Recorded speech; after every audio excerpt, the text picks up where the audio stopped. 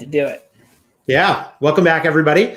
We are here for another one of your questions about work. And again, I'm with a Bloomberg Beta teammate. And this is an exciting one for day 145 because Cody is a person who I have yet to meet in person. And so the question today, which many people are going through in different kinds of organizations, is I am a remote hire. How do I get to be part of the team and get to know my teammates? So Cody, you have lived this, would love to, actually it'd be great if you could just tell people who you are for a second and then share your response to this question. Yeah, certainly. So I am Cody and I joined the Bloomberg Beta team back in December. So a few months in at this point, and as Roy alluded to, I have yet to meet anybody in person yet. It's been an entirely remote experience for me, which is certainly unique and something that I have not experienced in the past. And I think part of a crop of folks who went through pandemic hires and might become the norm going forward or might switch back to more in person. But nonetheless, I think I was able to learn a lot from the experience and have some takeaways. And I think for me, the key thing to getting to know my teammates better was to get time on the calendar with everyone as quickly as possible.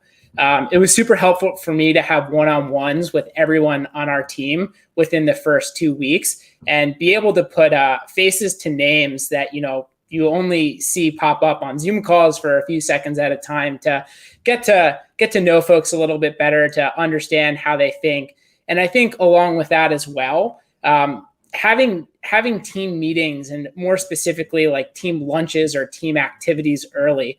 I remember within my first 2 weeks, we had two lunches. They were, on a Thursday or a Friday, and we leveraged Icebreaker and Bash for different events, which were awesome. Great ways to prompt teammates and folks with different types of questions to get to know them a little bit better. And I would advise if your team isn't putting those actively on your calendar, to touch base with your manager or someone on your team to ask for those, because I think it's a really awesome way to get to learn and to, get better acquainted with the folks you're working with. Yeah, I think that reminder of so first of all, thank you for that perspective. And I think that reminder of kind of call it the tour, the listening tour with one-on-one with as many people as possible is a thing that in-person work, I was always astonished at how few people did that. How few people sort of just assumed, oh, I'll just work with people and it'll come up when it comes up, instead of going around. And when you're at the beginning, a lot of people will meet with you and it's less weird than, obviously within our team, it's never going to be weird, but like partners in other parts of an organization or founders, in the beginning, everybody's like, yeah, new guy, new person, I should talk to them. And so just one tactical question, which is you do that one-on-one with somebody. And I can imagine one of the reasons people are hesitant to set it up is like, what am I going to talk about exactly? And so what were those like and what did you talk about?